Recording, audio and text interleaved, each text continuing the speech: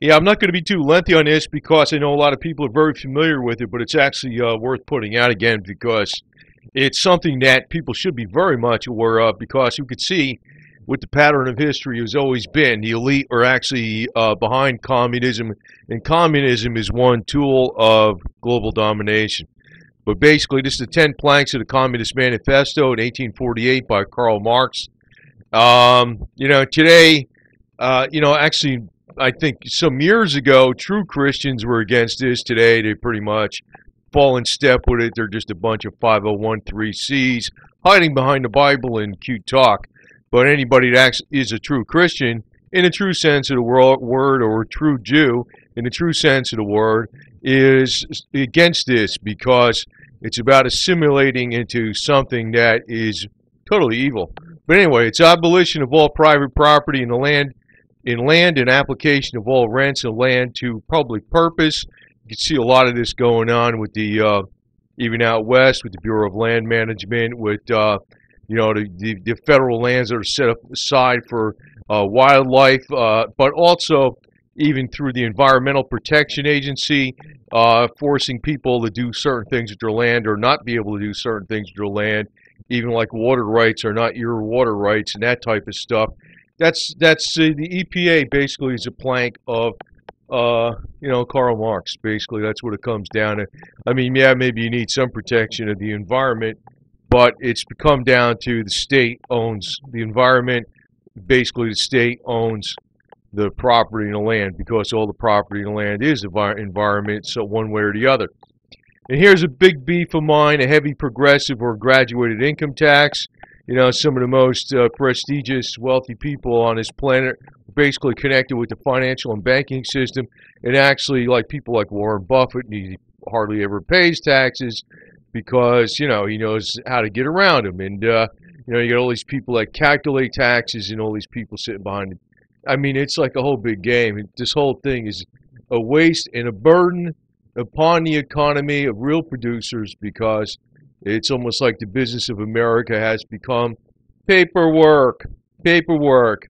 And people who do paperwork don't know how to freaking get dirty or actually produce anything, and they have no concept behind anything of what's real. In the real sense of the word, in other words, in the things that people actually need. People do not live in houses made of paper, do not drive cars made of paper, do not eat paper food, except unless it comes from Walmart and it says GMO on it. Abolition of all rights and inheritance is another thing because, you see this Obama's changed the inheritance tax and everything. Like, in other words, they're taxing basically a lot of, there's the state taxes have gone up a lot. Confiscation of all properties of all immigrants and rebels. And it's basically now we got the new laws out there with the Patriot Act, what can be considered a terrorist. We got Homeland Security, all kinds of garbage. Even with the Patriot Act, very much extends the Money Laundering Act as far as like even being financially independent, what you can and cannot do. It should be nobody's damn business, actually. Centralization of all credit in the hands of the state. Oh, there you go, the Federal Reserve, baby. They lend money to everybody. This is the whole economy. The whole economy is built upon crony capitalism, Now, I don't want to knock the United States too much because, this is where people miss the boat because the whole economy in Russia is built, and China is built upon crony capitalism. Big time. You got 135 oligarchs in Russia, got 35%, or 110, excuse me. 110 oligarchs in Russia, got 35% of the wealth. It's far more skewed than they're here. So, just keep it in perspective. And if you're one of the elite in China, and you're one of the wealthiest people in the world, and you piss off the elite, they kill you. Like this, I forgot the guy's name, but recently that's what he's going to be. He was put to death or going to be put to death because basically got on the wrong side of the elite. Are you listening to Jim Rogers because you think it's so great over there? You moved there? Well, you're not welcome back, baby. Anyway, centralization of all means of communication and transportation in the hands of the state. Now you see this with the road, Department of Transportation. The Commerce Act is another deal that went through back in the 1800s with the railroads to basically stifle competition from lesser railroads. That was an 1800s and something act, the Commerce Act. And you know, but it was after this. It was after the Karl Marx Communist Manifesto, and you got the Federal Communications Board, you know, FCC, Federal Communications Commission, excuse me. And you know, also look what's going to be happening under regulations on the internet. More regulations. As a matter of fact, I think the internet is actually going to go to pay subscriber services like cable TV for certain channels. I almost guarantee you. I could smell something what's up with the deal. That I think is coming up, and it's going to be just like paid subscriber services, and then they'll sneak the commercials back in again. Anyway, you know what I mean? Just like cable TV did, right? Extension of factories and instruments of production owned by the state. Yeah, of bringing into cultivation of wastelands and improvement of soil generally in accordance with the common plan. Yeah, there's a lot of collective farms. Actually, the smaller farms are getting taken over by big companies, Monsanto, Synergistic over in Switzerland. And everything actually, there's actually patents on the seeds. You know, that wasn't even thought of back in the 1800s. Karl Marx, all the way, man. And actually, Karl Marx was an evil bastard. That's all I gotta say. Equal obligation of all the work. So everybody's working for the government now. Establishment of industrial armies. Now, this is actually, it's not mentioned in this here because I'm not actually going by exactly what's written here, because this is actually written by, you know, this was the Karl Marx planks, and somebody put their other words in there, but I'm using this for my purposes, not, you know, whatever is written here. But, you know, he talks about, you know, different things about Women in Workplace, Civil Rights Act of 1964, but, you know, it's also about prison industries, not mentioned here. Prison industries is a major thing with the industrial army. Prison industries are making most of the helmets, uniforms, body armor protection, deuce gear, you know, the stuff that people wear, the web belting, the canteens and stuff like that, you know, the ammo pouches, all kinds of stuff in the military.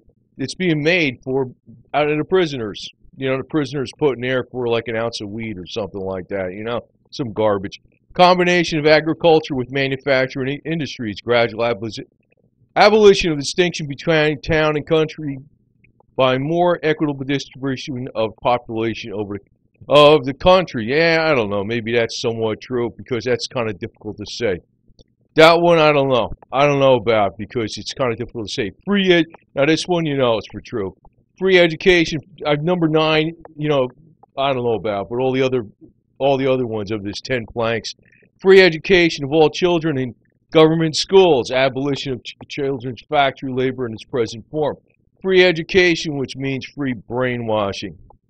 You know, they tell people what to think, and they tell people the way it's going to be.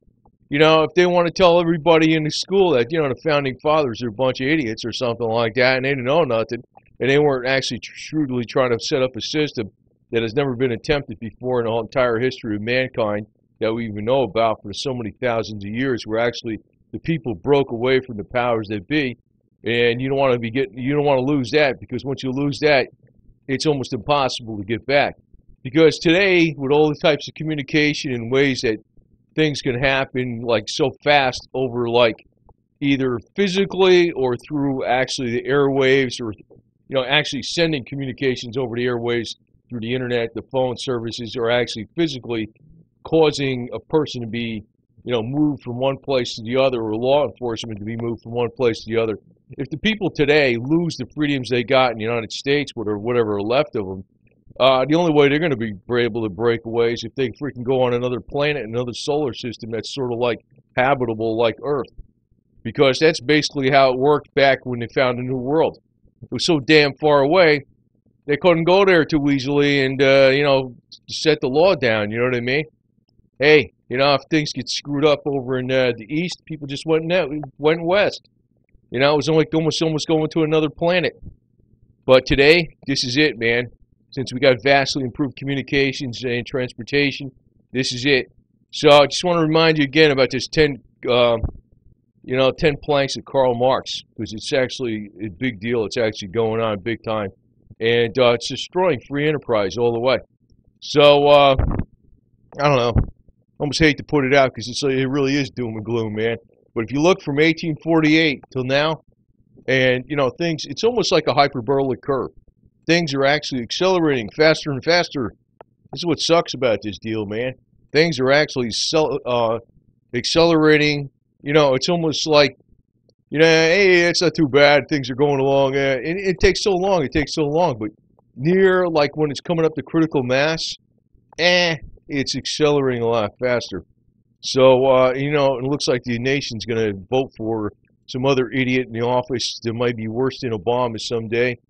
You know, that's just the way it goes, man. So, the answer is to basically throw the monkey wrench in its works and vote them all out of office, no matter even if they're good or bad, because you know the deal is, if you want change, throw them all the hell out. Throw them all the hell out. And the only way you freaking keep the power into the people's hands is to stick with the Bill of Rights, especially, and the U.S. Constitution.